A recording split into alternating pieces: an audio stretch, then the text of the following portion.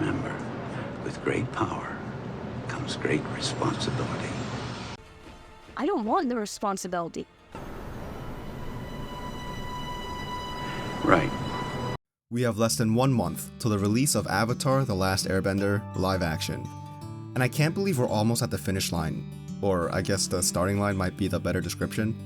The show was announced sometime in 2018, and after 6 long years, we're going to finally be able to rid the horrid stench of the previous Avatar live action that left me scarred and deformed. If you've seen any of my other videos regarding our bald, arrow-headed hero, then you should know that I absolutely love this series. It's been my favorite show of all time ever since I saw the show's debut way back in 2005. I've been obsessed from the greatest moments the show has to offer, all the way to the Great Divide. And that's why I've been so excited about this live action adaptation, and at the same time, so very scared. And for a while, with the creators leaving and the long wait between news, the show felt like a dream that will never come to fruition. That is until Netflix released some stills last year. From there we got our first looks at our favorite characters, and from there I was filled with so much excitement and so much uncertainty. It felt like the days slowly crawled by until Netflix released the teaser. And I gotta say, after watching it, I could feel all my fears about the show falling so slow, like fragile tiny shells drifting in the foam. The teaser was better than I could have ever anticipated. I just couldn't for the life of me believe that I was seeing a live action version of Aang and the gang look so clean. I didn't think it was possible. I apologize that I haven't posted in a while. Work has just been super busy lately. But before we get started, please like, subscribe if you haven't already, and let's get into it. The trailer starts out with a look at a fleet of Fire Nation ships, and judging by the amount that's on screen, this may potentially be during their siege on the North Pole. It's awesome to see this ship have such an intricate design up front, but moving along, this shot is wonderful. Well, besides the burnt trees residing down below, we can definitely see that Netflix isn't holding back on the scope of this series. I always believed that a show or movie like Avatar: The Last Airbender would need to have the scope of a series like The Lord of the Rings to truly be successful. After all, in this show, our characters are going on this long, arduous journey where they run into allies, enemies, and creatures out to kill them before ultimately reaching the goal of their destination. The show spans many different unique locations, from a regular village to a literal kingdom made from rocks, and it would be a crime to miss out on such places. Next, we see the same scene from the teaser where the Fire Nation is invading the air temples. I'm super excited to see this in live action since we don't even get a glimpse of it in the show. It's just alluded to in the first season by showing us the aftermath, and in the third season where Aang briefly describes it in class. And honestly, it wouldn't surprise me if that's Monkey Atso laying it down with Fire Lord Sozin. I just want to see this badass Master Airbender in action, and I'm hoping this is the case. It also wouldn't be a typical Hollywood production without a giant laser shooting up into the sky. One thing I really appreciate with this iteration is how realistic a giant spirit beam is. It's rising pretty violently, which makes sense since a pure beam of energy that's been dormant for 100 years is able to burst through the ice. It makes this version pale in comparison, but that's not that hard to do. We then see brief glimpses of Katara, Sokka, and Aang in all of his Avatar state glory. I can already feel myself tearing up over these characters from my childhood, but before we do that, let's cut to Daniel Day Kim as Fire Lord Ozai. What a casting.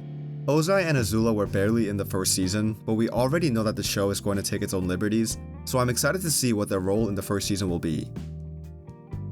Now let's cut to Zuko in his desperate attempts to free his stupid, sexy uncle from Earthbender soldiers. And this scene right here looks like it's from the air temple that the gang visits in episode 3 with everything destroyed. I originally thought that those pillars in the back were where Aang and Sokka play airball, but seems like that wouldn't make sense, cause they're too big. That's what she said! One move I never expected we would ever see is Aang riding the air scooter in live action. I always thought that it would look too goofy to pull off, and while it does look somewhat goofy, I'm happy to see its depiction done right. It's obviously an homage to the intro of the original show, but judging from the looks of the crowd, I'm thinking this might be when Aang starts to show off to his fan club in Kyoshi Village. I just hope they show Aang's showstopper as well.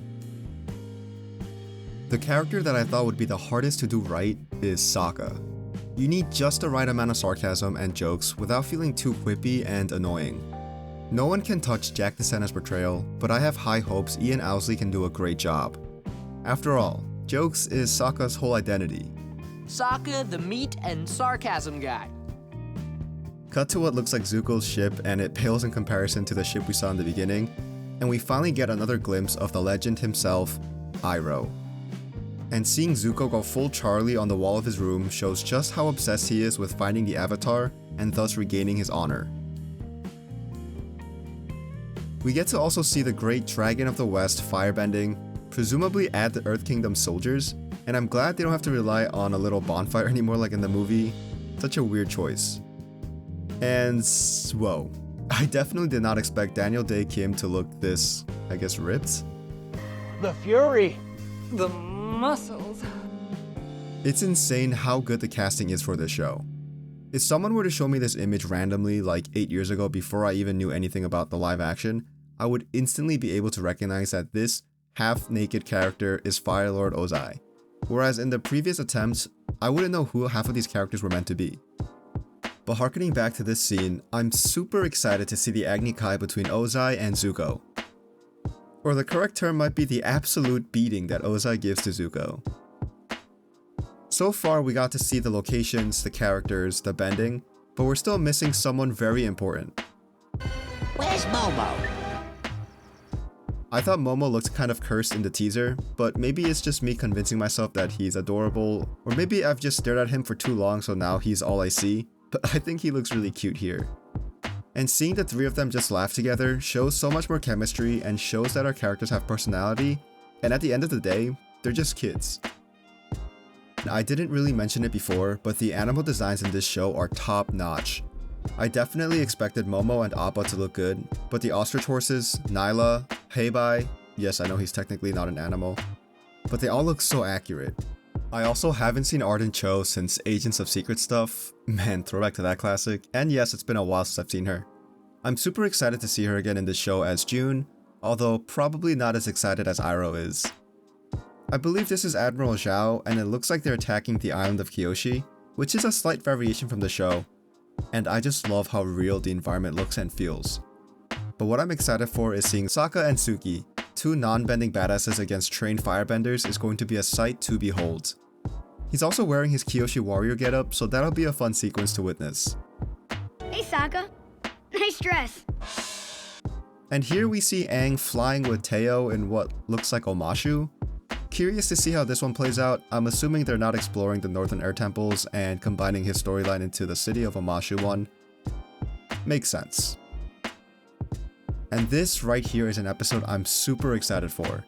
The Blue Spirit is one of my favorites from the first season, so I'm hoping they recreate it perfectly. The mask design does look good, albeit I think it looks a bit too clean. But I'm all for the retelling of this amazing episode. From here on, we get some quick shots including action, more action, Sokka's boomerang, King Boomy, Katara vs Zuko, even Jet. And then we get Aang vs Zuko in probably the first episode, and finally to top it all off, we get Aang getting buffed into the Avatar state, and what a trailer. This was absolutely amazing. Flamey-o, sir. Flamey-o. I know that I made a video previously titled Netflix's Avatar is already better than the movie, or something like that, but I made that mainly in jest with how bad the movie is. But now I truly believe that with this trailer alone, it's by far so much better. Netflix's Avatar The Last Airbender is releasing in less than a month, and I'm definitely super excited to dive into the world of Avatar once again. I'm not expecting this show to be a one-to-one recreation of the cartoon, so I was very pleasantly surprised when I saw so many scenes reminiscent of the show. Having characters like June and Nyla alone showed that the creators respected the source material. In contrast, the M. Night movie neglected such characters along with ignoring Boomy, Jet, Suki, and the Kyoshi Warriors, and so much more. Granted, it is a movie as opposed to a show which is a lot longer, but still. This show even going so far as to casting the Cabbage Merchant shows how dedicated these showrunners are to recreating the magic that Avatar The Last Airbender has. Oh, my cabbages! Not to mention the bending looks absolutely fantastic. I know I bring this up a lot, but compared to the bending in the last Airbender movie to this, it's a complete 180. Obviously, there are story changes to be expected, like Zhao attacking Kyoshi Village, or Teo flying in Omashu. These are just a few of the many changes that are to be expected from this show, and I'm actually excited about that. After all, if I wanted to see the same story, I would just watch the original. The show definitely has an upward battle to climb. Having a story with a fanbase so dedicated to the world and lore will mean that this show won't be able to please everyone. But what I'm excited for is to see how the show creator Albert Kim can tell this story in a new dimension, direction, but with the same love and attention that the original creators gave to the original show. I truly believe that this show is in great hands and that this show will become a success and a hit for Netflix. Let me know down below what you thought of the trailer and if you're excited for the show. Some things I'm excited about might be something you're not particularly thrilled with, and vice versa. So I'm very excited to hear your thoughts. Thank you so much for watching. Don't forget to like and subscribe if you haven't already. Thank you once again and have a great rest of your day. Goodbye.